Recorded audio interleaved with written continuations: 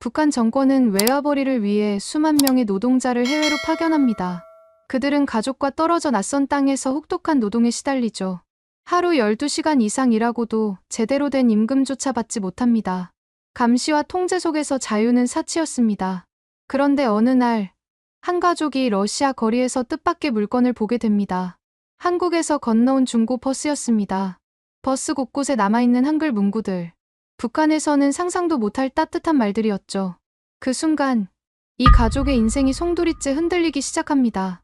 알고 있던 세상이 전부가 아니었다는 깨달음. 그리고 위험천만한 선택 앞에 놓이게 됩니다. 한 가족은 무엇을 보았고, 왜 모든 것을 버리고 탈출을 감행했을까요? 그리고 한국 땅을 밟은 그들 앞에는 어떤 광경이 펼쳐졌을까요? 분단의 사람들에서 전해드립니다. 오늘 영상을 시청하시기 전에 잠깐만요. 구독과 좋아요를 눌러주시면 더 많은 이야기를 들려드릴 수 있는 힘이 됩니다. 저는 건설 기술자였습니다. 북부 지역의 한 건설 현장에서 10여 년을 일했죠. 시멘트 배합부터 철근 작업까지 웬만한 건 다 할 수 있었습니다.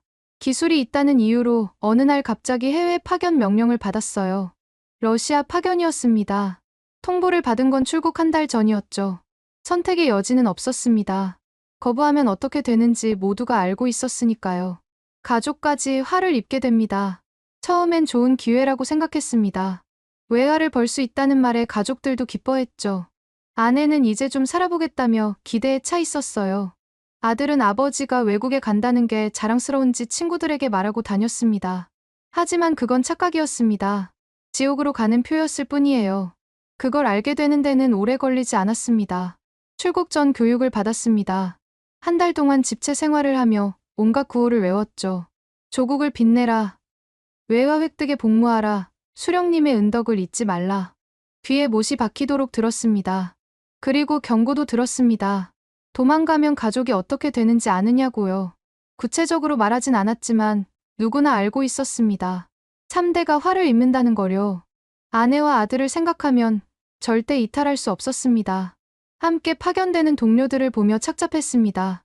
다들 비슷한 처지였어요. 가족을 볼모로 잡힌 사람들이었죠. 서로의 눈빛에서 불안과 체념이 읽혔습니다. 러시아에 도착했을 때 날씨부터 충격이었습니다. 한겨울이었는데 추위가 뼛속까지 파고들었어요. 북에서도 춥긴 했지만 러시아의 추위는 차원이 달랐습니다. 숨을 쉬면 코털이 얼어붙는 기분이었죠. 우리가 배치된 곳은 국경 근처의 작은 도시였습니다. 이름도 발음하기 어려운 곳이었어요. 낡은 막사 같은 숙소에서 수십 명이 함께 생활했습니다. 침대라고 할 수도 없는 2층 철제 침상이 빼곡히 들어차 있었죠. 난방은 제대로 되지 않았습니다. 밤에는 옷을 껴입고 이불을 두껍게 덮어도 추웠어요. 화장실은 건물 밖에 있었는데 밤에 나갔다 오면 온몸이 얼어붙는 것 같았습니다. 하루 일과는 지옥 그 자체였습니다. 새벽 5시에 일어나서 밤 9시까지 일했어요. 때로는 10시, 11시까지 일할 때도 많았습니다. 공사 기한이 촉박하면 밤새 일할 때도 있었죠. 쉬는 날은 1년에 몇 번 없었습니다. 명절에도 제대로 쉬지 못했어요. 하루 쉬면 그만큼 공사가 늦어진다는 이유였습니다. 몸이 아파도 쉴 수 없었죠. 건설 현장은 위험천만했습니다. 안전장비는 형편없었고 안전수칙 같은 건 있으나 마나했어요. 높은 곳에서 작업할 때도 제대로 된 안전벨트 하나 없었습니다. 사고가 자주 일어났습니다. 자재에 깔리거나 높은 곳에서 떨어지거나 기계에 다치는 일이 비일비재했어요. 동료 한 명이 비계에서 추락했습니다. 다리가 부러지고 머리를 심하게 다쳤죠. 그런데 병원에 보내주지 않았습니다. 돈이 든다는 이유였어요. 숙소에서 응급처치만 하고 누워있으라고 했습니다. 그 동료는 며칠을 끙끙 앓다가 결국 본국으로 송환됐어요. 그 후 소식은 들을 수 없었습니다. 임금은 거의 받지 못했습니다. 회사에서 중간에서 대부분 가로채갔어요. 국가에 상납하고 관리비 명목으로 떼고 숙식비라며 또 떼고 나면 우리 손에 쥐어지는 건 한 달에 몇만 원 정도였습니다. 그나마도 불규칙하게 받았습니다. 2~3달 밀릴 때도 있었어요. 항의하면 배은망덕한 놈이라며 본국으로 보내버린다고 협박했죠. 본국으로 가면 더 끔찍한 일이 벌어질 게 뻔했습니다. 담배 한 갑 사기도 버거운 돈이었습니다. 러시아 물가를 감당할 수 없었어요. 그래서 우리끼리만 물물 교환을 했습니다. 북에서 가져온 물건들을 서로 바꿔 쓰거나 현지에서 구한 싸구려 물건으로 연명했죠. 감시는 24시간이었습니다. 우리를 관리하는 보위원이 따로 있었어요. 그는 일은 하지 않고 우리를 감시하는 게 임무였습니다. 누가 어디 가는지, 누구와 이야기하는지 전부 기록했죠. 우리끼리도 서로를 감시하라는 지시가 내려왔습니다. 생활총화 시간에는 서로를 비판해야 했어요. 누가 이상한 행동을 하는지, 불만을 토로하는지 보고해야 했습니다. 믿을 수 있는 사람이 아무도 없었죠. 외출은 철저히 통제됐습니다. 단체로 움직일 때만 나갈 수 있었고, 지정된 장소 외에는 갈 수 없었어요. 시장에 가더라도 보위원이 따라붙었습니다. 현지인과 개인적으로 대화하는 것도 금지됐죠. 휴대전화는 당연히 없었습니다. 가족과 연락은 몇 달에 한 번, 검열된 편지로만 가능했어요. 편지에는 잘 지내고 있다. 조국을 위해 열심히 일하고 있다. 그런 내용만 쓸 수 있었습니다. 아내와 아들이 그리웠습니다. 밤마다 두 사람 생각을 하며 잠들었어요. 아들이 자라는 모습을 보지 못하는 게 가장 괴로웠습니다. 편지로만 아들의 성장을 확인할 수밖에 없었죠. 아들의 편지에는 아버지를 자랑스러워한다는 내용이 적혀 있었습니다. 학교에서 아버지가 외국에서 외화를 벌고 있다고 말했다고요. 그 글을 읽으며 눈물이 났습니다. 아들은 아버지가 얼마나 비참하게 사는지 모르고 있었으니까요. 그렇게 몇 년을 버텼습니다. 버틸 수밖에 없었어요. 도망가면 가족이 위험해지니까요. 이게 내 운명이라고, 참고 견디면 언젠가 집에 돌아갈 수 있을 거라고 스스로를 달랬습니다. 하루하루가 똑같았습니다. 새벽에 일어나 일하고, 저녁에 돌아와 쓰러지듯 잠들고, 다시 새벽에 일어나는 반복이었어요. 희망도 없고 미래도 없는 삶이었습니다. 그런데 러시아 생활이 길어지면서 조금씩 변화가 생겼습니다. 현지인들과 접촉할 기회가 조금씩 늘어났어요. 물자를 구입하러 시장에 나갈 때, 건설 자재를 받으러 갈 때였습니다. 러시아 사람들은 우리와 달랐습니다. 자유롭게 말하고, 웃고, 살았어요. 가게에서 물건을 고르는 모습, 거리에서 가족과 산책하는 모습이 낯설었습니다. 북에서는 볼 수 없는 풍경이었죠. 시장에는 물건이 넘쳤습니다. 과일, 고기, 옷, 전자제품까지 없는 게 없었어요. 돈만 있으면 뭐든 살 수 있었습니다. 북에서는 돈이 있어도 살 게 없었는데 말이죠. 특히 놀라웠던 건 음식이었습니다. 과일 가게에는 온갖 종류의 과일이 산처럼 쌓여 있었어요. 사과, 바나나, 오렌지, 이름도 모르는 과일들까지. 북에서는 명절에나 겨우 사과 한 알 먹을 수 있었는데 말입니다. 고기 가게도 충격이었습니다. 돼지고기, 소고기, 닭고기가 냉장고에 가득했어요. 사람들은 큰 덩어리로 사갔습니다. 북에서는 1년에 몇 번 고기 맛을 볼까 말까 했는데요. 어느 날 현지인 한 명이 제게 말을 걸었습니다. 어디서 왔냐고, 북한이냐고 물었어요. 저는 고개만 끄덕였습니다. 보위원이 옆에 있어서 함부로 대답할 수 없었거든요. 그 사람은 안타까운 표정을 지었습니다. 뭔가 말하려다가 참았어요. 그 눈빛이 지금도 기억납니다. 동정과 연민이 섞인 눈빛이었죠. 마치 불쌍한 동물을 보는 것 같았습니다. 그때부터 의문이 들기 시작했습니다. 우리는 왜 이렇게 살아야 하는 걸까? 같은 인간인데 왜 이렇게 다르게 사는 걸까? 답은 없었습니다. 생각하면 할수록 혼란스러웠어요. 동료들과 그런 이야기는 할 수 없었습니다. 위험했으니까요. 누가 보위부에 밀고 할지 알 수 없었습니다. 혼자 속으로만 끙끙 앓았어요. 밤에 잠이 오지 않을 때가 많았습니다. 천장을 보며 온갖 생각에 잠겼습니다. 내 인생은 왜 이 모양일까? 아들은 나처럼 살게 될까? 이 삶에서 벗어날 방법은 없을까? 하지만 답은 없었습니다. 그저 현실을 받아들이는 수밖에요. 그러던 어느 날이었습니다. 러시아 거리를 지나가다가 제 인생을 바꿔놓을 물건을 보게 됐습니다. 한국에서 온 중고 버스였어요. 그 버스가 제 운명을 완전히 뒤집어 놓을 줄은 그때는 몰랐습니다. 그날도 평범한 하루였습니다. 건설 자재를 받으러 시내 창고로 가는 길이었어요. 보위원과 동료 몇 명이 함께였습니다. 낡은 트럭을 타고 덜컹거리며 가고 있었죠. 거리를 지나가는데 갑자기 눈에 띄는 게 있었습니다. 노란색 버스였어요. 아주 선명한 노란색이었습니다. 러시아 버스들은 대부분 흰색이나 파란색인데 그 버스만 유독 눈에 띄었죠. 처음엔 그냥 지나쳤습니다. 그런데 뭔가 이상했어요. 버스 옆면에 글자가 보였는데 러시아 문자가 아니었습니다. 한글이었어요. 저는 순간 눈을 의심했습니다. 트럭이 지나가면서 버스를 스쳐 지나갔습니다. 그 짧은 순간에 글자 몇 개가 보였어요. 명확하게 한글이었습니다. 심장이 두근거리기 시작했죠. 동료에게 물었습니다. 저 버스 봤냐고요. 동료도 봤다고 했습니다. 한글이 있더라고요. 우리는 서로 눈빛을 교환했습니다. 보이원이 있어서 더 이상 말하지 못했지만요. 머릿속이 복잡해졌습니다. 왜 러시아에 한글이 적힌 버스가 있는 걸까? 북한 버스일 리 없었어요. 북한에서 러시아로 버스를 보낼 이유도 없고, 북한 버스는 저렇게 깨끗하지 않습니다. 그렇다면 한국 버스일까? 남쪽 버스가 러시아까지 왔다는 말인가? 상상이 되지 않았습니다. 북에서는 남쪽을 가난하고 비참한 곳이라고 배웠는데, 그런 곳에서 만든 버스가 러시아에 있다니요.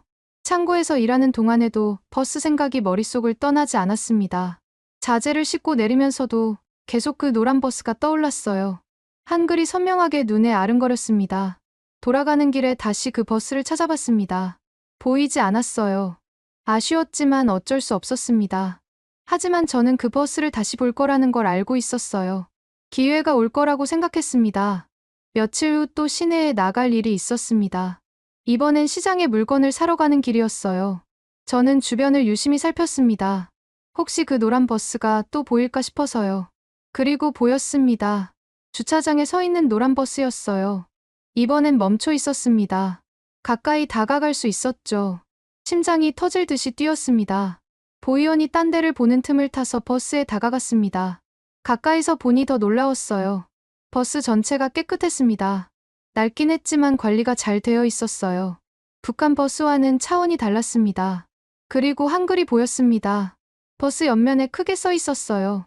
어린이집 이름이었습니다. 무슨 어린이집이라고 적혀 있었죠. 그 아래에는 전화번호도 있었습니다. 버스 뒷면에도 글자가 있었습니다. 양보 운전에 관한 문구였어요. 남 급할 때 양보하면 나 급할 때 빨리 간다. 이런 내용이었습니다. 저는 그 문장을 소리 없이 여러 번 읽었습니다. 충격이었습니다. 이런 문구를 버스에 쓴다니요. 북한에서는 상상도 못할 일이었습니다. 북한 버스에는 온통 정치 구호만 가득했거든요. 수령 결사 옹미, 천리마 정신. 그런 것들만요. 그런데 이 버스는 달랐습니다. 사람 냄새가 났어요. 따뜻한 느낌이 들었습니다. 양보하자는 말, 서로를 배려하자는 말이 왜 이렇게 마음에 와닿는지 몰랐습니다. 버스 안을 들여다봤습니다. 문이 열려 있었거든요. 운전석 근처에 또 다른 문구가 보였어요. 우회전할 때 뒷차 눈치 보는 불편보다 양보하는 편한 마음. 이렇게 적혀 있었습니다. 저는 그 문장에 완전히 빠져들었습니다. 진짜 사람 이야기를 하고 있었어요. 눈치 본다는 말, 불편하다는 말, 편한 마음이라는 말. 이런 평범한 단어들이 왜 이렇게 새롭게 느껴지는지요. 북한에서는 이런 말을 쓰지 않습니다. 모든 게 거창하고 딱딱해요. 혁명적 열애, 결사관철, 투쟁정신. 이런 단어들 뿐입니다. 개인의 편함이나 불편함을 이야기하는 건 부르주아적이라고 비판받죠. 그런데 이 버스는 그냥 솔직하게 말하고 있었습니다. 사람이 눈치 보면 불편하다고요. 양보하면 마음이 편하다고요. 너무나 당연한 말인데 북에서는 할 수 없는 말이었습니다. 어린이 보호구역 문구도 있었습니다. 어린이가 있어요. 천천히 가주세요. 이렇게 적혀 있었어요. 이것도 충격이었습니다. 어린이를 보호하자는 말을 이렇게 부드럽게 표현할 수 있다니요. 북한에서는 어린이를 후대라고 부릅니다. 수령님의 후대, 혁명의 계승자. 거창한 말만 쓰죠. 그런데 여기는 그냥 어린이라고 했습니다. 그리고 천천히 가달라고 부탁했어요. 명령이 아니라 부탁이었습니다. 저는 버스 주변을 빙빙 돌며 모든 글자를 읽었습니다. 하나도 놓치고 싶지 않았어요.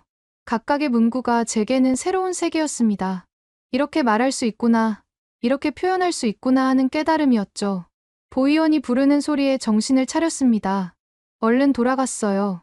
하지만 머릿속은 온통 그 버스 생각뿐이었습니다. 그날 밤 잠을 이룰 수 없었죠. 숙소로 돌아와서도 계속 생각했습니다. 그 문구들을 하나하나 떠올렸어요. 양보하는 편한 마음, 눈치 보는 불편함. 이 단순한 문장들이 왜 이렇게 제 마음을 흔드는지 알 수 없었습니다.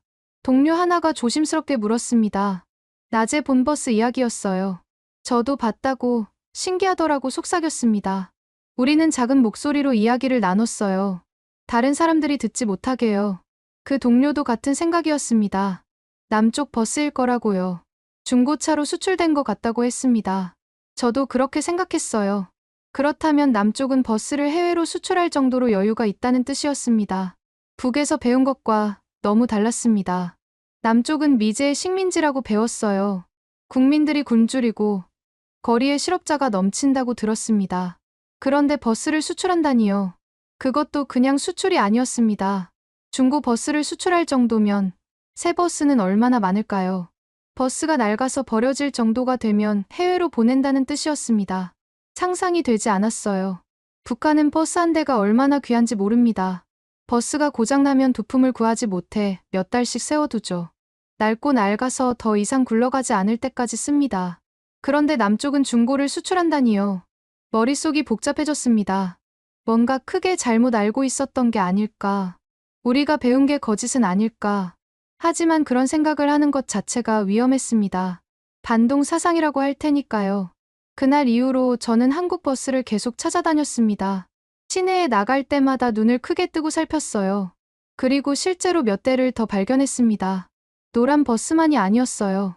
초록색 버스도 있었습니다. 파란색 버스도 있었어요. 모두 한글이 적혀 있었습니다.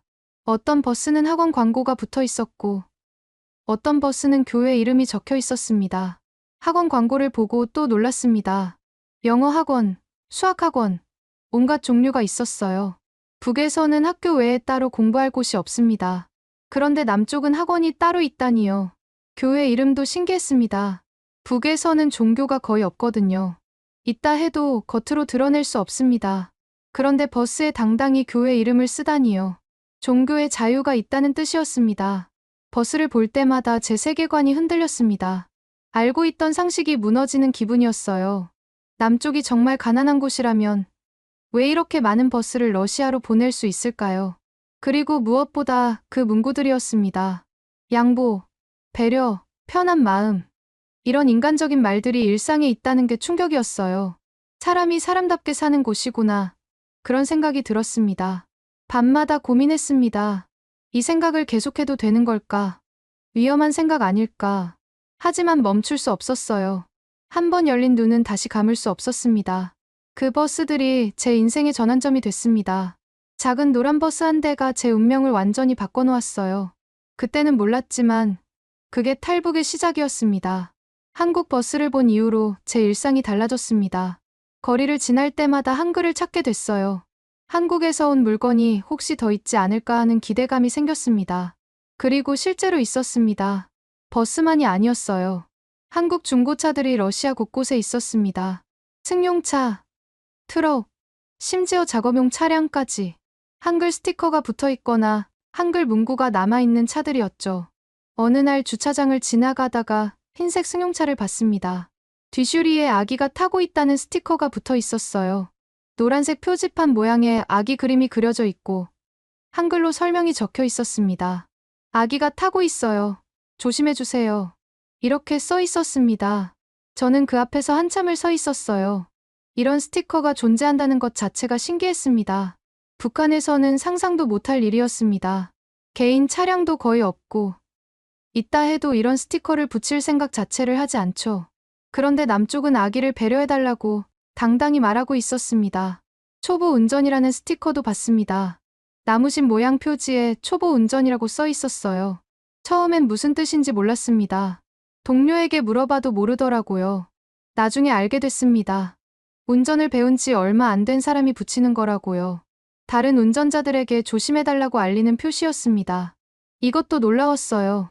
서로 배려하는 문화가 있다는 증거였으니까요. 어떤 차에는 감사합니다 스티커가 붙어 있었습니다. 양보해 주셔서 감사합니다. 이렇게 써 있었어요. 운전하면서 다른 차에게 감사 인사를 한다니 상상이 되지 않았습니다. 북한에서는 모든 게 명령조입니다. 하라, 하지 마라, 준수하라. 이런 식이죠. 부탁이나 감사 같은 표현은 거의 없습니다. 특히 공공장소에서는 더욱 그렇고요. 그런데 남쪽은 달랐습니다. 부탁하고, 감사하고, 양보하자고 말했어요. 명령이 아니라 제안이었습니다. 강요가 아니라 권유였죠. 이게 얼마나 큰 차이인지 모릅니다. 트럭에서도 한글을 봤습니다. 짐을 실은 화물차 뒤에 안전거리 확보라는 문구가 있었어요. 뒷차는 안전거리를 지켜주세요. 이렇게 적혀 있었습니다. 이것도 신선했습니다. 안전을 위해 거리를 두자는 말이었어요. 사고를 예방하기 위한 배려였습니다. 북한 트럭에는 그런 문구가 없습니다. 있다 해도 법규를 지키라는 명령조뿐이죠. 어느 날은 환경보호 문구를 봤습니다. 승용차 범퍼에 붙어있는 작은 스티커였어요. 지구를 지켜요. 함께 만들어가는 깨끗한 환경. 이런 내용이었습니다. 환경보호를 개인이 실천한다는 게 놀라웠습니다. 북에서는 환경도 국가가 관리하는 거라고 생각하거든요. 개인이 나서서 환경을 지키자고 말하는 문화가 신기했어요. 한글 문구를 읽을 때마다 느낀 게 있었습니다. 사람을 존중한다는 거였어요. 모든 문구가 사람을 중심에 두고 있었습니다. 안전, 배려, 감사, 양보, 전부 사람과 사람 사이의 관계를 이야기하는 말들이었죠. 북한의 구호와는 완전히 달랐습니다. 북의 구호는 체제를 위한 것들이에요. 수령 결사 옥미, 당 중앙의 도리에, 혁명적 군인 정신. 개인은 없고 집단만 있습니다. 그런데 남쪽의 문구들은 개인을 인정하고 있었습니다. 당신이 불편할 수 있다. 당신의 안전이 중요하다. 당신에게 감사하다. 이렇게 말하고 있었어요. 저는 이 문구들을 몰래 수첩에 적기 시작했습니다. 위험한 일이었지만 멈출 수 없었어요. 나중에 들키면 큰일 날 걸 알면서도 계속 적었습니다. 남 급할 때 양보하면 나 급할 때 빨리 간다. 이 문장을 여러 번 곱씹었습니다. 너무나 당연한 말이었어요. 서로 양보하면 모두가 편하다는 뜻이죠.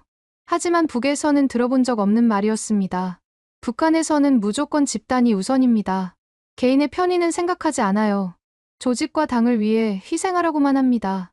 양보라는 말도 있긴 하지만 그건 당에 양보하라는 뜻이지 서로에게 양보하라는 게 아니죠. 우회전할 때 뒷차 눈치 보는 불편보다 양보하는 편한 마음. 이 문장은 더 깊이 와닿았습니다. 눈치를 본다는 표현이 특히 그랬어요. 사람이 눈치를 보면 불편하다는 걸 인정하고 있었습니다. 북한에서는 눈치 보는 게 당연합니다. 항상 위를 보고, 옆을 보고, 뒤를 봐야 해요. 말 한마디, 행동 하나하나를 조심해야 합니다. 그런데 그게 불편하다고 말할 수 없죠. 말하는 순간 반동분자가 됩니다. 그런데 이 문구는 불편하다고 솔직하게 말하고 있었습니다. 그리고 그 불편함을 덜기 위해 양보하자고 제안했어요. 얼마나 인간적인 말입니까? 얼마나 따뜻한 표현입니까? 저는 이 문구들을 읽으면서 깨달았습니다. 남쪽은 사람이 사람답게 사는 곳이구나. 개인의 감정을 인정하는 곳이구나. 불편함을 느낄 권리, 편안함을 추구할 권리가 있는 곳이구나. 어린이 보호구역 문구도 계속 생각났습니다. 어린이가 있어요. 천천히 가주세요. 이 짧은 문장에 얼마나 많은 의미가 담겨 있는지요. 어린이가 소중하다는 것, 어린이를 지켜야 한다는 것, 그래서 운전자에게 부탁한다는 것. 북한에서는 어린이도 혁명의 도구로 봅니다. 후대라고 부르지만 실제로는 체제 유지를 위한 수단이에요. 어린이를 위한 게 아니라 체제를 위한 겁니다. 그런데 남쪽은 어린이 그 자체를 보호하고 있었습니다. 어린이가 안전하게 자랄 권리, 행복할 권리를 인정하는 거였어요.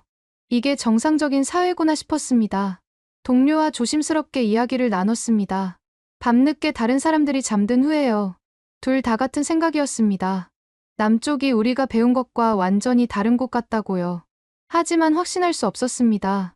버스 몇 대, 차 몇 대만 본 거잖아요. 그게 전부를 대표한다고 할 수 있을까?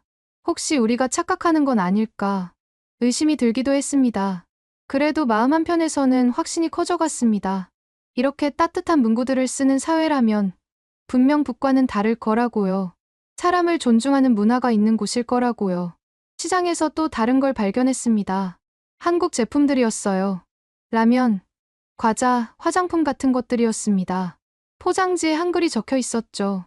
라면 봉지를 유심히 봤습니다. 알록달록한 포장이었어요. 그림도 맛있게 그려져 있었고 설명도 친절하게 적혀 있었습니다. 조리 방법, 주의사항, 영양 정보까지 상세했어요. 북한 제품과는 비교가 안 됐습니다. 북의 포장은 조잡하고 정보도 부족해요. 그냥 제품 이름만 덩그러니 써 있는 경우가 많습니다. 소비자를 배려한다는 개념 자체가 없죠. 과자 포장지에는 더 재미있는 문구가 있었습니다. 맛있게 드세요. 행복한 하루 되세요. 이런 말들이었어요. 제품을 사는 사람에게 인사를 건네는 겁니다. 이것도 신선한 충격이었습니다. 물건을 팔면서 감사 인사를 하고 행복을 빈다니요. 북에서는 물건을 주는 것만으로도 감사해야 합니다. 배급을 받으면 당에 감사해야 하죠. 화장품 상자에는 사용 설명이 자세했습니다. 어떻게 바르는지, 어떤 효과가 있는지, 주의할 점은 무엇인지 친절하게 설명되어 있었어요. 소비자가 제대로 사용할 수 있도록 돕는 거였습니다. 모든 게 사용자 중심이었습니다. 제품을 만든 사람이 사용할 사람을 생각하는 게 느껴졌어요. 이게 자본주의라면 자본주의가 나쁜 것만은 아니구나 싶었습니다. 저는 점점 더 많은 의문을 갖게 됐습니다. 우리가 배운 게 정말 맞는 걸까? 남쪽이 정말 지옥 같은 곳일까? 오히려 북이 잘못된 건 아닐까? 위험한 생각들이 머릿속에 가득 찼습니다. 밤마다 수첩을 꺼내 적어둔 문구들을 읽었습니다. 양보, 배려, 감사, 행복. 이 단어들이 주는 따뜻함에 빠져들었어요. 이런 말들이 일상에 있는 곳에서 살고 싶다는 생각이 들었습니다. 아내와 아들 생각이 났습니다. 아들을 이런 곳에서 키우고 싶다는 마음이 생겼어요. 눈치 보지 않고 불편하다고 말할 수 있고 배려받을 수 있는 곳에서요. 하지만 그건 불가능한 꿈이었습니다. 우리는 북한 사람이고 평생 그렇게 살 운명이었어요. 탈북은 상상조차 할 수 없는 일이었습니다. 가족이 위험해지니까요. 그래도 한글 문구들은 제 마음속에 깊이 새겨졌습니다. 언젠가 기회가 온다면, 언젠가 가능하다면 아들에게 이런 세상을 보여주고 싶었습니다. 그게 아버지로서 제 꿈이 됐습니다. 그 꿈은 생각보다 빨리 현실이 될 기회를 맞게 됩니다. 하지만 그 과정은 상상 이상으로 험난했습니다. 한국 버스를 본 후 몇 달이 지났습니다. 저는 여전히 러시아 건설 현장에서 일하고 있었어요. 하지만 마음은 이미 변해 있었습니다. 예전처럼 순응하며 살 수 없게 됐죠. 작은 변화들이 생겼습니다. 생활총화 시간의 구호를 외칠 때 공허함을 느꼈어요. 소령님 만세를 외치면서도 마음에서 우러나오지 않았습니다.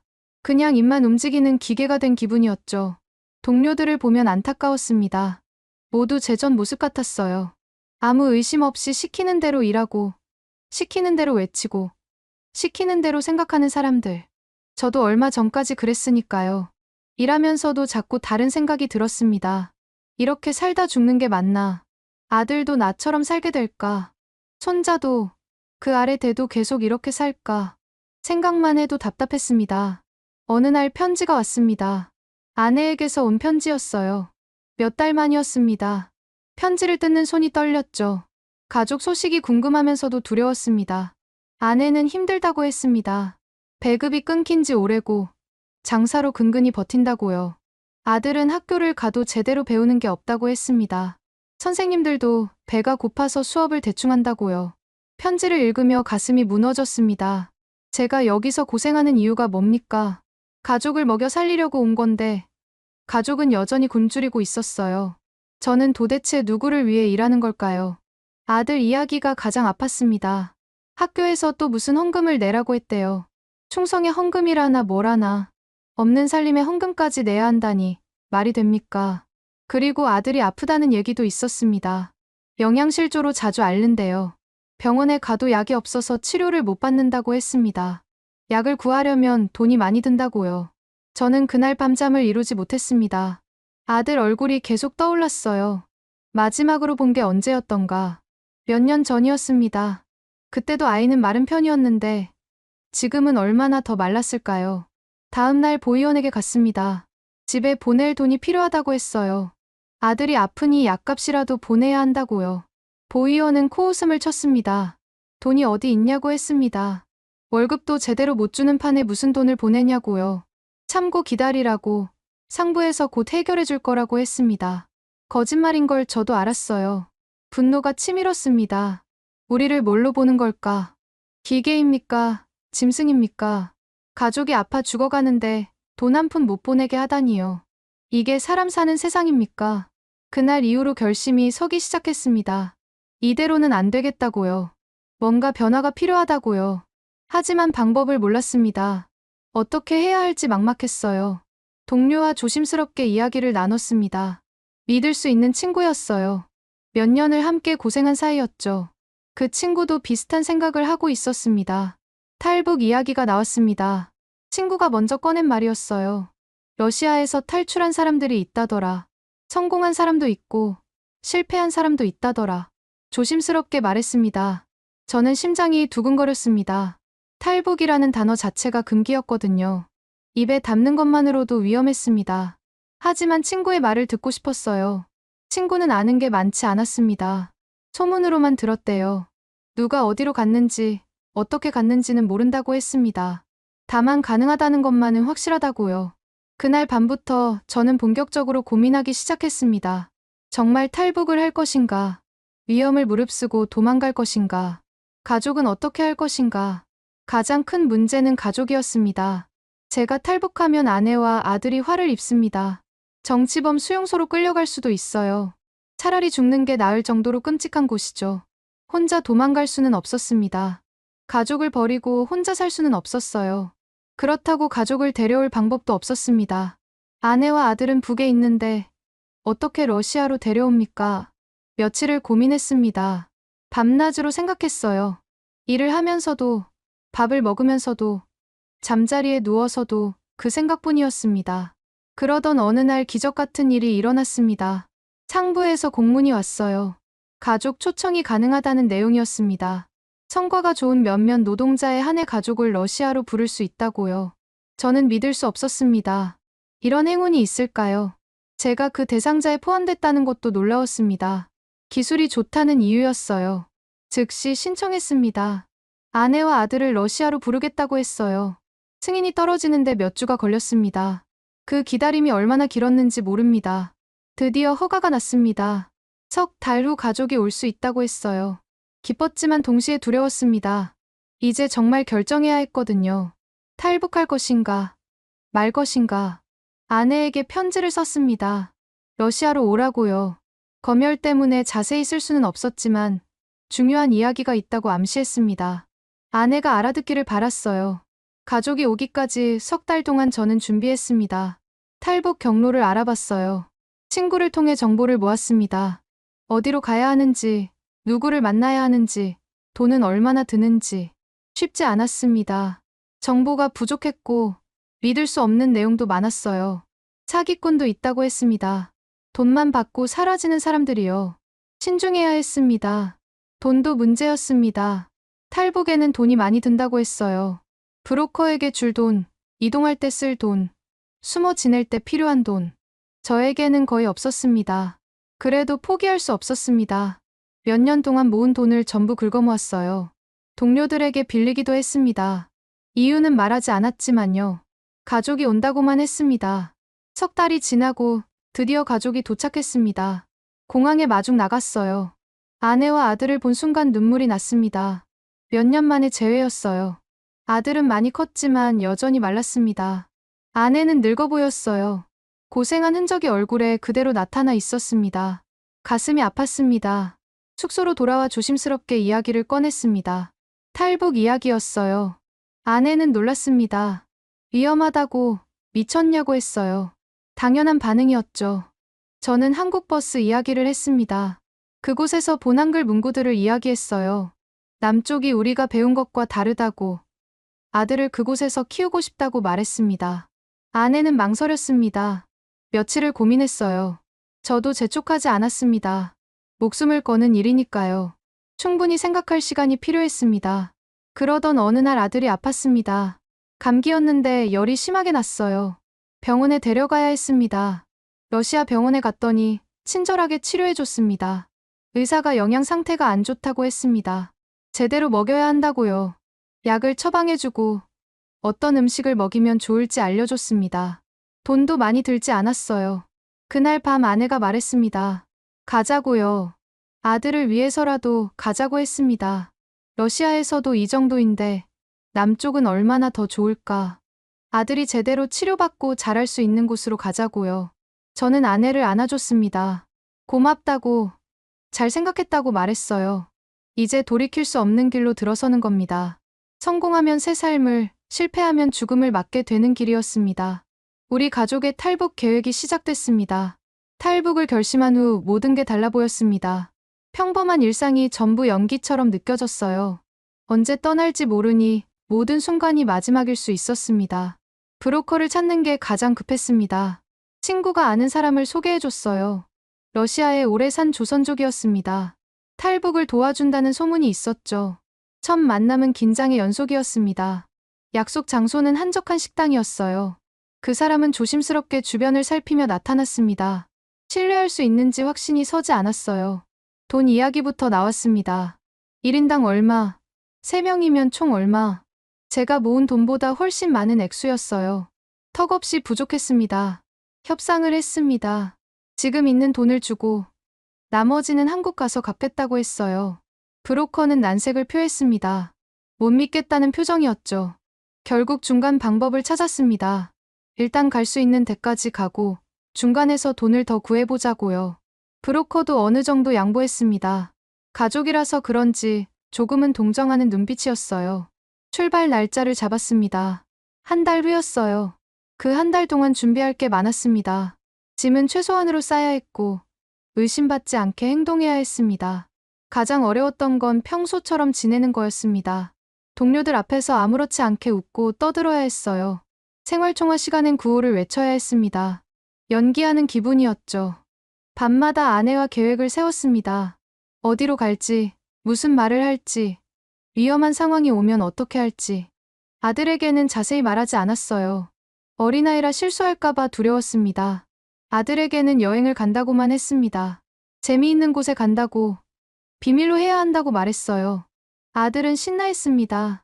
여행이라는 말에 순수하게 기대하는 모습이 안쓰러웠습니다. 드디어 출발일이 왔습니다. 새벽이었어요.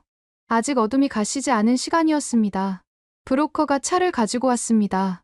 낡은 승합차였어요. 수소를 나설 때 뒤를 돌아봤습니다. 몇 년을 산 곳이었어요. 고통스러웠지만 익숙한 공간이었습니다. 다시는 볼 수 없을 거라 생각하니 묘한 감정이 들었습니다. 차에 올랐습니다. 브로커 외에 운전사가 한 명 더 있었어요. 말이 없는 사람이었습니다. 우리는 뒷좌석에 앉았습니다. 아들은 제 품에 안겼어요. 출발했습니다. 도시를 벗어나 외곽으로 향했어요. 점점 건물이 사라지고 벌판이 나타났습니다. 길은 험했습니다. 포장도 안 된 흙길이 많았어요. 몇 시간을 달렸습니다. 중간에 검문소가 나타났어요. 심장이 멎는 줄 알았습니다. 브로커가 침착하게 서류를 내밀었습니다. 경찰이 차 안을 들여다봤어요. 우리는 숨을 죽였습니다. 아들이 움직일까봐 꼭 안았어요. 아내는 고개를 숙이고 있었습니다. 시간이 멈춘 것 같았습니다. 다행히 경찰이 그냥 보내줬습니다. 서류가 문제없었던 거죠. 차가 다시 출발하자 온몸에서 땀이 쏟아졌습니다. 첫 관문을 넘은 거였어요. 하지만 안심하기엔 이르다는 걸 곧 알게 됐습니다. 몇 시간 후 또 다른 검문소가 나타났어요. 이번엔 더 삼엄했습니다. 군인들이 총을 들고 있었어요. 브로커가 긴장한 표정이었습니다. 이번은 까다롭다고 작게 말했어요. 군인이 다가와서 모두 내리라고 했습니다. 최악의 상황이었습니다. 차에서 내렸습니다. 추운 날씨였어요. 바람이 매섭게 불었습니다. 군인이 짐을 확인했습니다. 하나하나 뒤지기 시작했어요. 다른 군인이 신문을 했습니다. 어디서 왔냐? 어디로 가냐? 무슨 일로 가냐? 브로커가 미리 준비한 대답을 했습니다. 친척 집에 간다고요. 군인이 의심스러운 눈빛이었습니다. 우리 옷차림을 훑어봤어요. 아들을 보더니 물었습니다. 너희 가족이냐고요. 저는 고개를 끄덕였습니다. 더 깊이 캐묻지는 않았습니다. 하지만 시간을 끌었어요. 이것저것 확인한다며 한참을 기다리게 했습니다. 일부러 그러는 것 같았습니다. 브로커가 조용히 뭔가를 건넸습니다. 돈이었어요. 뇌물이었습니다. 군인은 슬쩍 받아 주머니에 넣었습니다. 그제야 가라고 했어요. 다시 차에 올랐습니다. 식은땀이 등을 타고 흘렀어요. 아내는 떨고 있었습니다. 아들은 겁먹은 표정이었어요. 이제야 분위기를 느낀 모양이었습니다. 밤이 됐습니다. 차는 계속 달렸어요. 어디로 가는지 정확히 몰랐습니다. 브로커만 알고 있었죠. 우리는 그를 믿을 수밖에 없었습니다. 작은 마을에 도착했습니다. 낡은 집 한 채가 나타났어요. 여기서 하루 묵는다고 했습니다. 집은 허름했습니다. 난방도 제대로 안 됐어요. 하지만 감사했습니다. 쉴 수 있는 곳이 있다는 것만으로도요. 바닥에 누웠습니다. 몸은 피곤했지만 잠이 오지 않았어요. 앞으로 얼마나 더 가야 할까요? 다음 날 새벽도 출발했습니다. 이번엔 기차를 탔어요. 사람이 많았습니다. 섞여 들어가기 좋았죠. 브로커가 표를 구해줬습니다. 기차 안에서도 긴장을 풀 수 없었습니다. 언제 검열이 나올지 몰랐어요. 주변 사람들이 우리를 볼 때마다 의심하는 것 같았습니다. 아들이 배고프다고 했습니다. 미안했어요. 제대로 먹이지 못했습니다. 브로커가 준 빵 조각을 줬습니다. 아들은 그걸 소중히 먹었어요. 며칠이 그렇게 지났습니다. 차를 타고, 기차를 타고, 걸어서 이동했어요. 어디로 가는지도 모른 채 브로커를 따라갔습니다. 선택의 여지가 없었습니다. 어느 날 밤 국경 근처에 도착했습니다. 브로커가 말했어요. 이제 걸어서 넘어가야 한다고요. 가장 위험한 구간이라고 했습니다. 숲속이었습니다. 어두웠어요. 손전등도 켤 수 없었습니다. 들키면 안 되니까요. 달빛만으로 길을 찾아야 했습니다. 아들을 업었습니다. 무거웠지만 참았어요. 아내는 제 뒤를 따라왔습니다. 브로커가 앞장섰습니다. 조용히, 빠르게 움직여야 했어요. 갑자기 불빛이 보였습니다. 순찰대였어요. 브로커가 신호했습니다. 모두 엎드리라고요. 우리는 땅에 붙었습니다. 숨소리마저 죽였어요. 순찰대가 지나갔습니다. 멀어지는 발소리를 들으며 기도했어요. 제발 발견되지 않기를. 몇 분이 몇 시간처럼 느껴졌습니다. 다행히 지나갔습니다. 다시 일어나 움직였어요. 다리가 후들거렸습니다. 공포와 긴장으로 온몸이 떨렸어요. 국경을 넘었습니다. 정확히 언제 넘었는지도 몰랐어요. 브로커가 이제 안전하다고 했을 때야 알았습니다. 그 순간 무릎이 꺾였어요. 아내가 울기 시작했습니다. 조용히, 소리 없이 눈물을 흘렸어요. 저도 눈물이 났습니다. 살았다는 안도감이었습니다. 하지만 여정은 아직 끝나지 않았습니다. 이제 한국으로 가야 했어요. 그것도 쉬운 일이 아니었습니다. 여러 나라를 거쳐야 했고, 더 많은 위험이 기다리고 있었습니다. 브로커가 다른 사람에게 우리를 인계했습니다. 이제부터는 또 다른 조력자가 도와준다고요. 믿을 수밖에 없었습니다. 몇 주가 더 걸렸습니다. 여러 곳을 전전했어요. 숨어 지내고, 이동하고, 또 숨어 지냈습니다. 끝이 보이지 않는 터널 같았어요. 그러다 드디어 한국 대사관에 도착했습니다. 정확한 위치는 말할 수 없었어요. 보안 때문이었습니다. 하지만 그곳에 들어서는 순간 안전하다는 느낌이 들었습니다. 직원들이 친절했습니다. 따뜻한 밥을 줬어요. 제대로 된 식사를 한 게 몇 주 만이었습니다. 아들은 허겁지겁 먹었어요. 이제 한국으로 갈 수 있다고 했습니다. 비행기를 탄다고요. 믿기지 않았습니다. 정말 가는구나. 새로운 삶이 시작되는구나. 하지만 두려움도 있었습니다. 한국은 어떤 곳일까? 우리가 적응할 수 있을까? 버스에서 본 그 따뜻한 문구들이 정말 일상일까? 궁금했습니다. 비행기를 처음 탔습니다. 상상만 하던 일이었어요. 북한에서는 비행기를 타본 사람이 거의 없습니다. 특권층이나 타는 거죠. 평범한 사람에겐 꿈 같은 일이었습니다. 좌석에 앉았을 때 떨렸습니다. 긴장 때문이기도 했고, 감격 때문이기도 했어요. 아들은 신기한 듯 창밖을 봤습니다. 아내는 제 손을 꽉 잡고 있었어요. 이륙했습니다. 배가 붕 뜨는 느낌이 들었어요. 아들이 작게 소리쳤습니다. 신기하다고요. 처음 보는 표정이었습니다.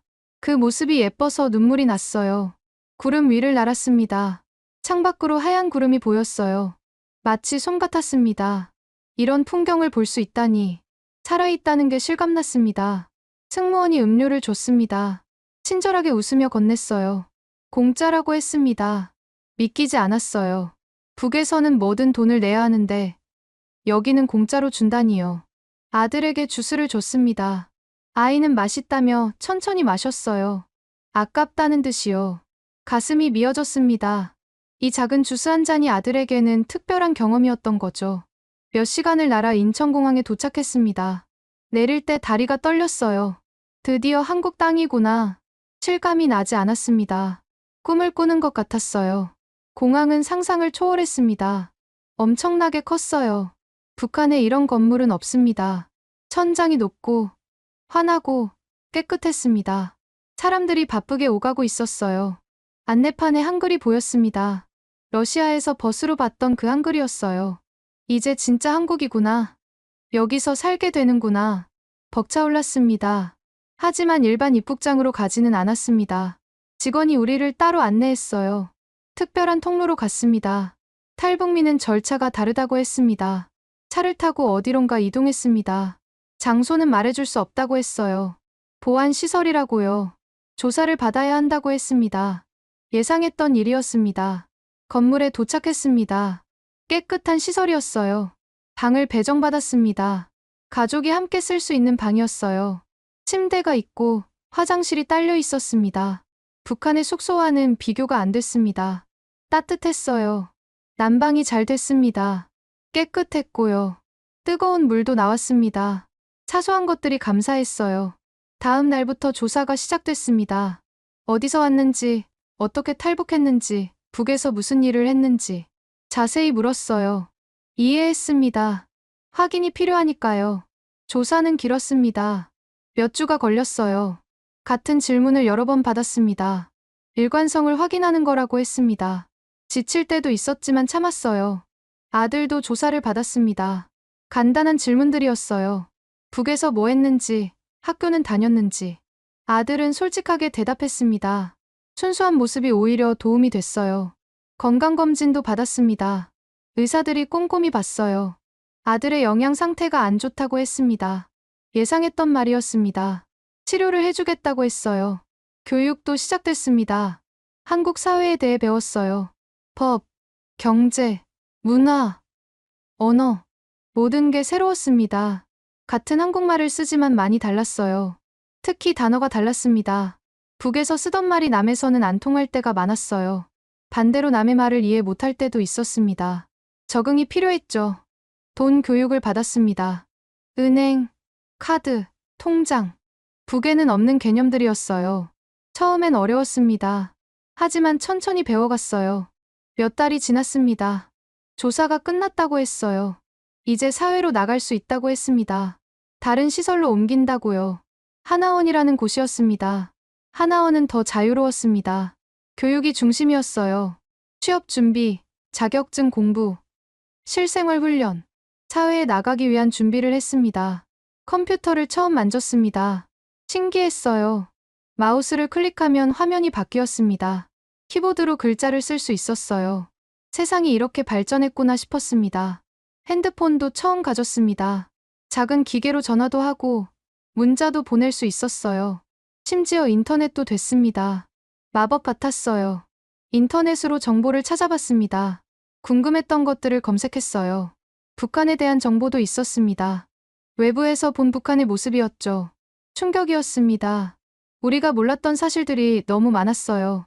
속았다는 생각이 들었습니다. 분노도 났지만 동시에 슬펐어요.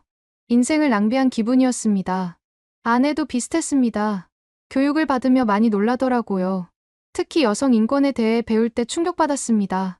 남쪽은 여성을 존중한다고요. 아들은 빠르게 적응했습니다. 아이들이 더 빠른 것 같았어요. 새로운 친구들도 사귀고 한국 문화도 금방 익혔습니다. 다행이었어요. 하나원에서 석 달을 보냈습니다. 수료일이 다가왔어요. 드디어 사회로 나간다는 실감이 났습니다. 기대되면서도 두려웠어요. 정착지를 배정받았습니다. 서울 근교였어요. 임대 아파트를 준다고 했습니다. 5년간 살 수 있다고요. 감사했습니다. 정착금도 받았습니다. 생각보다 많은 돈이었어요. 당장 생활할 수 있을 정도였습니다. 국가가 이렇게 도와주다니 믿기지 않았어요. 수료식 날 눈물이 났습니다. 여기까지 오느라 너무 힘들었거든요. 목숨을 걸고 온 길이었습니다. 이제 진짜 새로운 삶이 시작되는 거였어요. 아파트를 받으러 갔습니다. 생각보다 괜찮았어요. 깨끗했고 햇빛도 잘 들었습니다. 방이 2개였어요.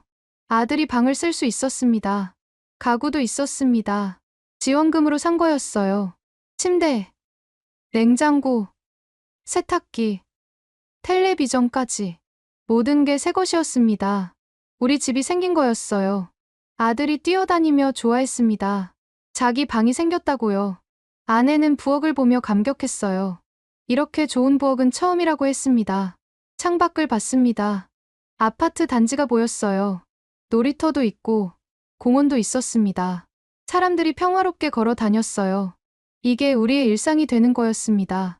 그날 밤 가족이 둘러앉아 밥을 먹었습니다. 마트에서 산 음식들이었어요. 풍족했습니다. 아들이 배부르다며 웃었어요. 행복했습니다. 한국에 왔습니다. 버스에서 본 그 따뜻한 문구들의 나라예요. 과연 일상도 그럴까? 곧 알게 될 거였습니다. 새로운 삶이 시작됐으니까요. 첫날 아침 창문을 열었습니다. 아파트 단지가 한눈에 들어왔어요. 사람들이 출근하는 모습이 보였습니다. 깔끔한 옷차림에 여유로운 걸음걸이였어요. 아이들도 보였습니다. 학교 가는 아이들이었어요. 밝은 얼굴에 무거운 가방을 메고 있었습니다. 북한 아이들과는 달라 보였어요. 건강해 보였습니다. 아침을 먹고 밖으로 나갔습니다. 동네를 둘러보고 싶었어요. 아내와 아들이 함께였습니다. 설렘과 긴장이 공존했어요. 놀이터가 있었습니다. 그네, 미끄럼틀, 시소가 있었어요. 아들이 가보고 싶다고 했습니다. 허락했죠. 아이가 뛰어가는 모습이 행복해 보였어요. 한국 아이들도 있었습니다. 아들이 조심스럽게 다가갔어요. 아이들이 먼저 말을 걸었습니다. 이름이 뭐냐고, 같이 놀자고요. 순수했습니다. 아들이 그네를 탔습니다. 웃는 얼굴이었어요. 몇 년 만에 보는 진짜 웃음이었습니다. 북에서는 저렇게 웃지 못했거든요. 가슴이 뭉클했어요. 마트에 갔습니다. 생필품을 사야 했어요. 큰 마트였습니다. 입구부터 압도당했어요. 너무 크고 화려했습니다. 카트를 밀고 들어갔습니다. 통로마다 물건이 가득했어요. 과일, 야채, 고기, 생선, 가공식품. 없는 게 없었습니다. 러시아 시장보다 훨씬 많았어요. 과일 코너에서 멈췄습니다. 사과가 산처럼 쌓여 있었어요. 반짝반짝 빛났습니다. 북에서는 명절에나 볼 수 있던 사과를 여기서는 아무 때나 살 수 있었습니다. 바나나도 있었습니다.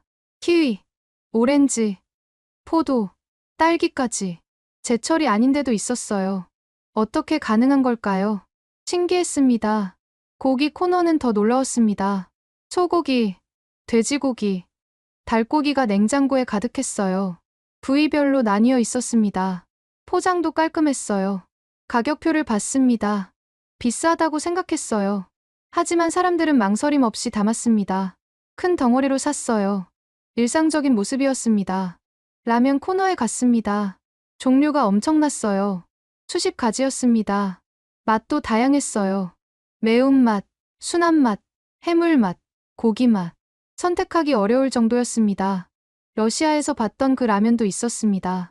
반가웠어요. 몇 개 담았습니다. 아내도 신기한 듯 이것저것 봤어요. 눈이 휘둥그레졌습니다. 계산대에서 또 놀랐습니다. 직원이 웃으며 인사했어요. 안녕하세요라고요. 손님을 환영하는 거였습니다. 북에서는 상상도 못할 일이었어요. 카드로 계산했습니다. 하나원에서 만든 카드였어요. 신기했습니다. 작은 카드 하나로 물건을 산다니요. 현금을 세지 않아도 됐어요. 집으로 돌아오는 길에 버스를 탔습니다. 시내버스였어요. 러시아에서 봤던 바로 그 노란 버스였습니다. 한국 땅에서 진짜 버스를 타는 거였어요. 버스 안에 들어갔습니다. 깨끗했어요. 좌석도 편했습니다. 손잡이에 광고가 붙어 있었어요. 친절한 문구들이었습니다. 천천히 가주세요라는 스티커가 보였습니다. 어린이 보호구역이라고요. 러시아에서 봤던 바로 그 문구였습니다. 가슴이 뛰었어요. 뒷문 위에도 글자가 있었습니다. 내릴 때 조심하세요. 문이 닫힙니다. 안전을 배려하는 말이었어요. 사람을 생각하는 문구였습니다. 옆 좌석에 노인이 앉아 있었습니다. 젊은 사람이 자리를 양보했어요. 노인이 고맙다고 인사했습니다. 자연스러운 광경이었어요. 북한에서는 본 적 없는 모습이었습니다. 양보 자체가 없진 않지만 이렇게 자발적이고 자연스럽진 않았어요. 여기는 달랐습니다. 버스에서 내렸습니다. 횡단보도가 있었어요. 신호등이 빨간불이었습니다. 모든 차가 멈춰 섰어요. 보행자를 기다렸습니다. 신호가 바뀌자 건넜습니다. 차들이 기다려줬어요. 양보했습니다. 러시아 버스에서 봤던 그 문구가 떠올랐어요.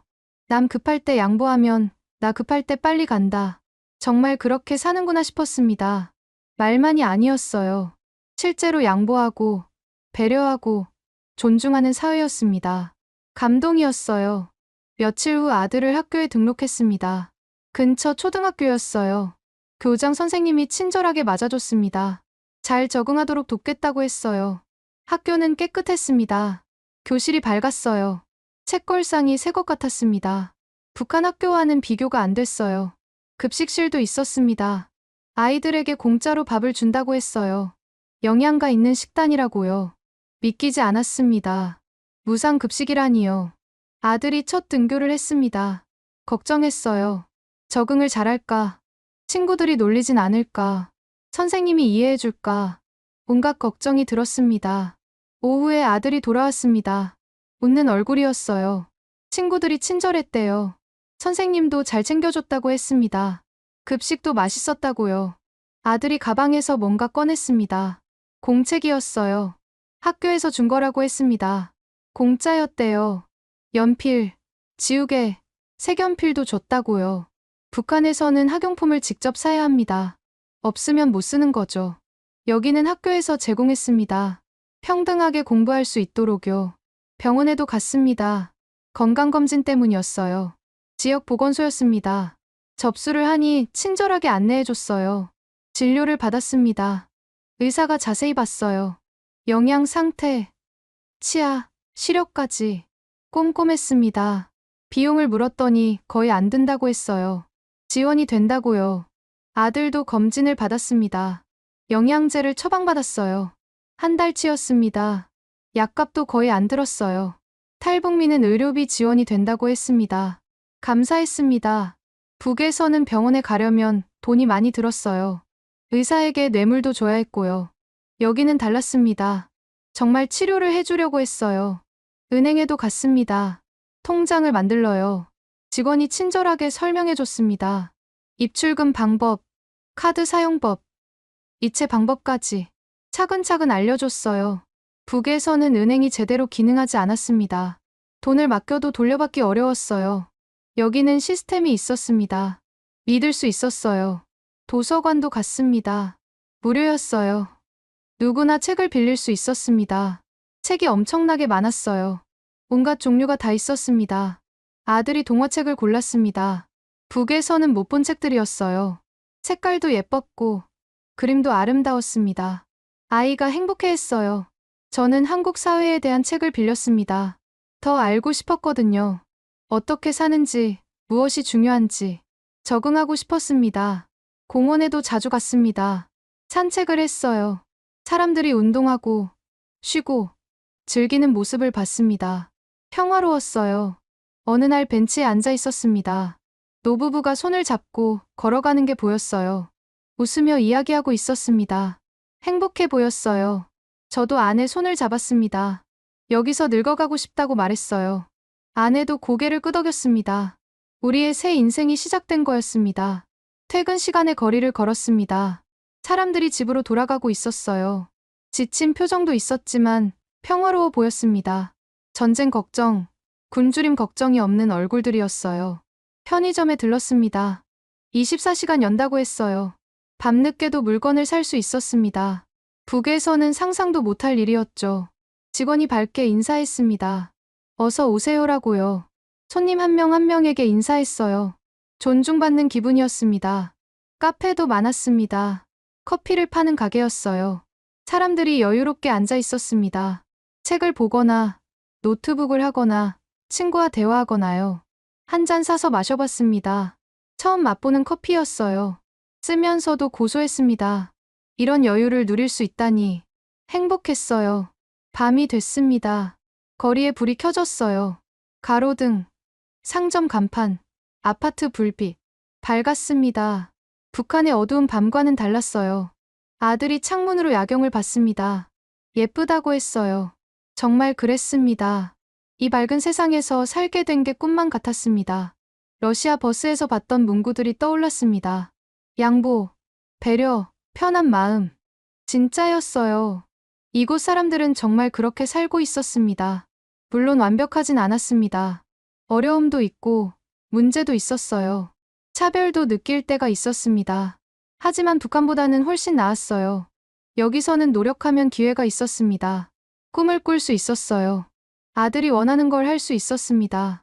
그게 가장 중요했어요. 적응은 쉽지 않았습니다. 언어도 다르고 문화도 달랐어요. 실수도 많이 했습니다. 하지만 포기하지 않았어요. 사람들이 도와줬습니다. 이웃이 친절했어요. 하나센터 선생님들이 응원해줬습니다. 혼자가 아니었어요. 점점 익숙해졌습니다. 버스 타는 것도, 마트 가는 것도, 은행 이용하는 것도. 이제는 자연스러웠습니다. 한국 사람이 되어가고 있었습니다. 천천히지만 확실하게요. 새로운 정체성이 생기는 기분이었어요. 한국에 온 지 6개월이 지났습니다. 많은 것이 변했어요. 가장 큰 변화는 마음이었습니다. 이제는 두려움 없이 잠들 수 있었어요. 취업 준비를 시작했습니다. 하나센터에서 도와줬어요. 이력서 쓰는 법, 면접 보는 법을 배웠습니다. 북에서의 경력을 어떻게 설명할지도 배웠어요. 처음엔 막막했습니다.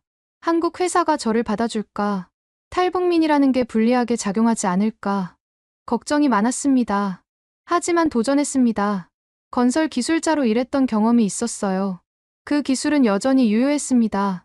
자신감을 가지려고 노력했어요. 작은 건설 회사에 면접을 봤습니다. 사장님이 탈북민이라는 걸 알고도 기회를 줬어요. 일을 보여달라고 했습니다. 실력으로 증명하라고요. 현장에 나갔습니다. 손에 익은 일이었어요. 러시아에서 쌓은 경험이 도움이 됐습니다. 열심히 했습니다. 인정받고 싶었어요. 한 달 후 정식으로 채용됐습니다. 월급을 받게 됐어요. 정당한 대가였습니다. 중간에서 누가 가로채지 않았어요. 온전히 제 돈이었습니다. 첫 월급을 받던 날을 잊을 수 없습니다. 통장에 돈이 들어왔어요. 숫자를 확인하며 울컥했습니다. 이게 내가 번 돈이구나. 정말로 내 것이구나. 아내에게 전화했습니다. 월급 받았다고요. 저녁에 외식하자고 했습니다. 아내도 기뻐했어요. 아들에게 맛있는 거 사주자고요. 그날 밤 가족이 식당에 갔습니다. 고기를 먹었어요. 아들이 배부르게 먹는 모습을 봤습니다. 행복했습니다. 이게 정상적인 삶이구나 싶었어요. 아내도 일을 시작했습니다. 식당에서 일했어요. 처음엔 힘들어했습니다. 한국식 요리가 낯설었거든요. 하지만 빨리 배웠습니다. 사장님이 친절했다고 했습니다. 실수해도 다그치지 않았대요. 천천히 배우라고 격려해줬다고 했습니다. 좋은 사람을 만난 거였어요. 아내가 처음 급여를 받았을 때 울었습니다. 내 힘으로 번 돈이라고요. 북에서는 제대로 된 일자리가 없었습니다. 여기서 경제적 독립을 한 거였어요. 아들은 학교에 완전히 적응했습니다. 친구들도 많이 생겼어요. 공부도 열심히 했습니다. 선생님이 칭찬했다고 자랑했어요. 아들의 꿈이 생겼습니다. 의사가 되고 싶다고 했어요. 아픈 사람들을 치료하고 싶다고요. 북에서 제대로 치료받지 못한 기억 때문인 것 같았습니다. 가능하다고 말해줬습니다. 열심히 공부하면 의사가 될 수 있다고요. 이곳에서는 꿈을 꿀 수 있다고 했습니다. 노력하면 이룰 수 있다고요. 주말마다 가족이 함께 시간을 보냈습니다. 공원에 가거나 박물관에 가거나 영화를 봤어요. 북에서는 할 수 없던 일들이었습니다. 영화관은 특히 인상적이었습니다. 큰 스크린에 놀라운 영상이 펼쳐졌어요. 아들이 신기해하며 봤습니다. 저도 처음 보는 세계였어요. 영화 내용도 자유로웠습니다. 정치 선전이 아니었어요. 그냥 이야기였습니다.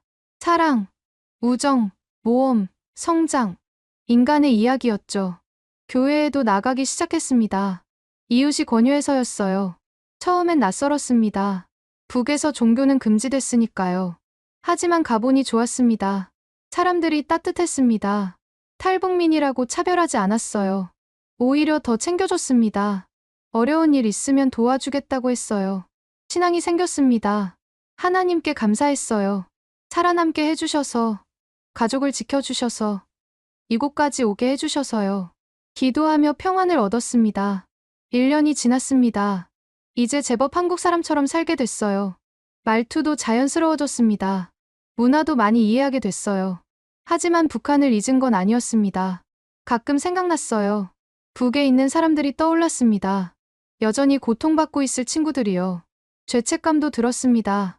나만 빠져나왔다는 생각에요. 동료들은 여전히 러시아에서 고생하고 있을 텐데 미안했습니다. 하지만 제가 할 수 있는 건 잘 사는 것뿐이었습니다.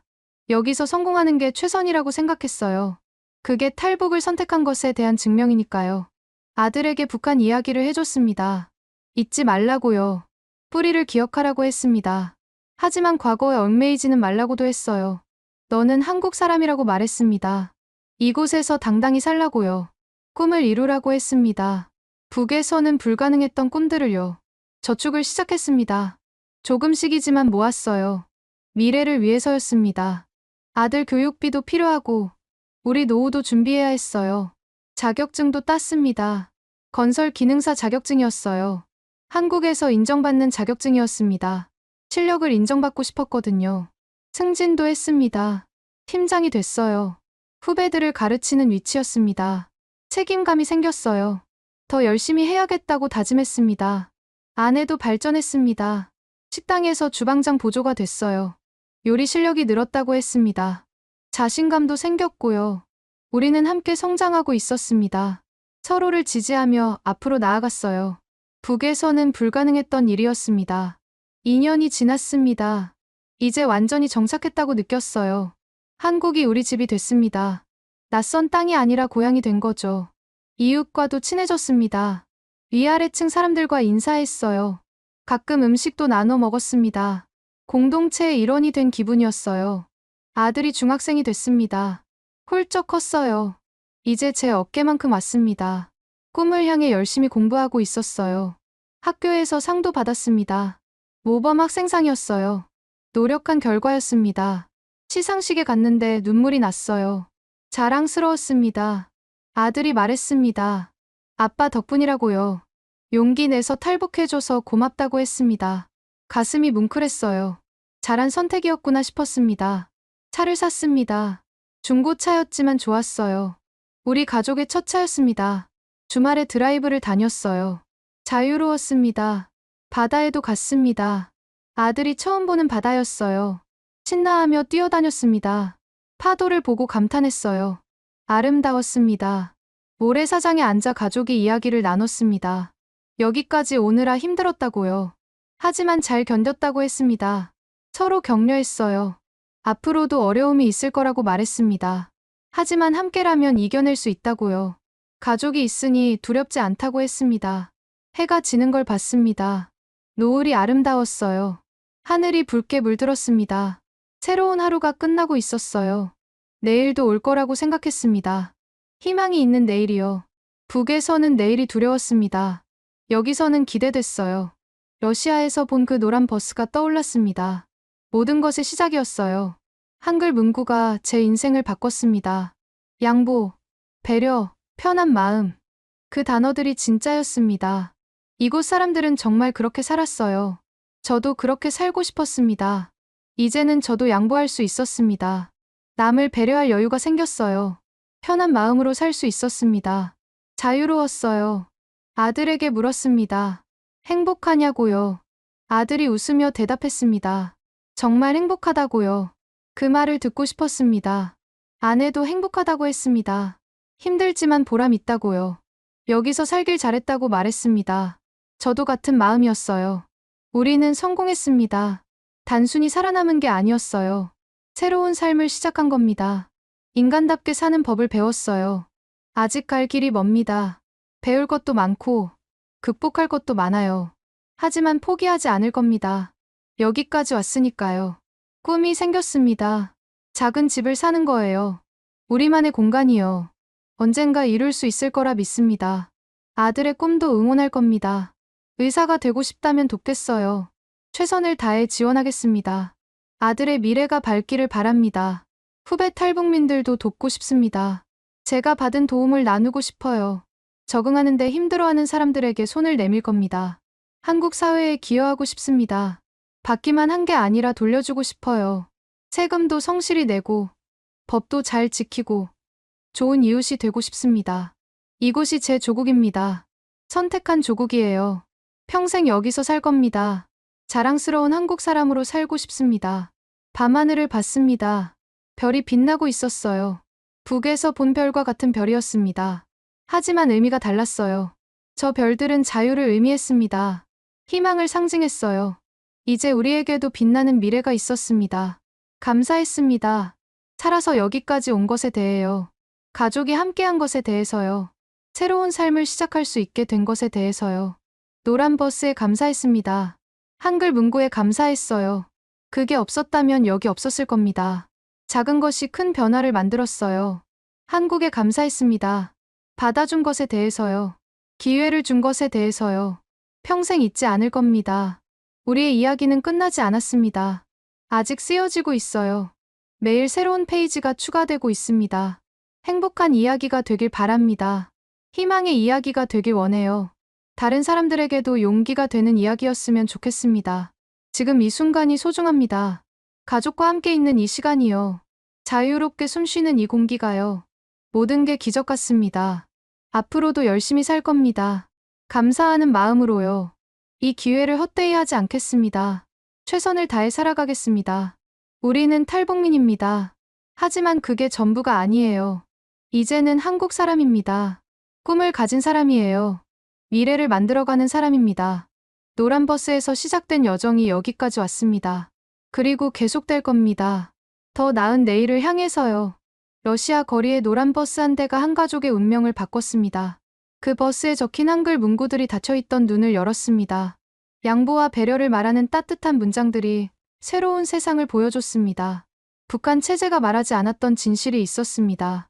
사람은 존중받을 권리가 있다는 것, 개인의 행복이 중요하다는 것, 자유롭게 꿈꿀 수 있다는 것. 중고 버스 하나가 그 진실을 전했습니다.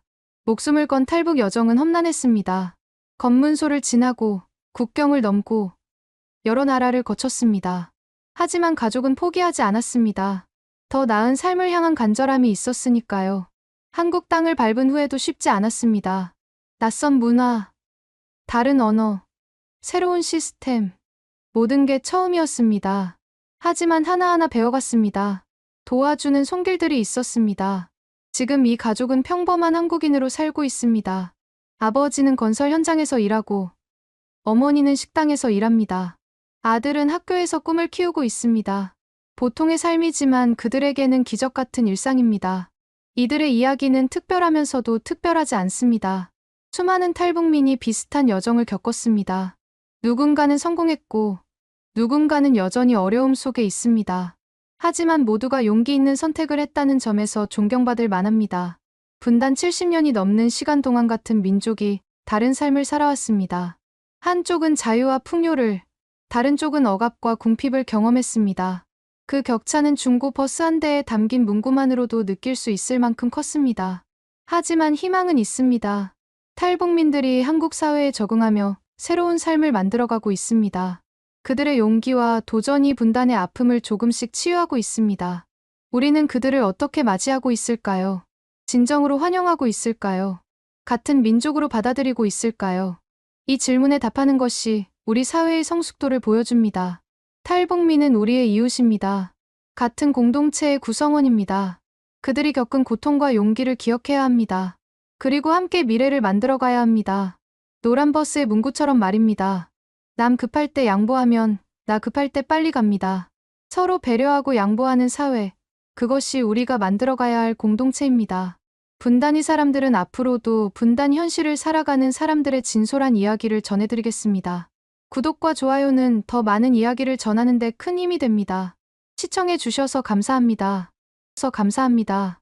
감사합니다. 감사합니다. 감사합니다. 감사합니다. 감사합니다. 감사합니다.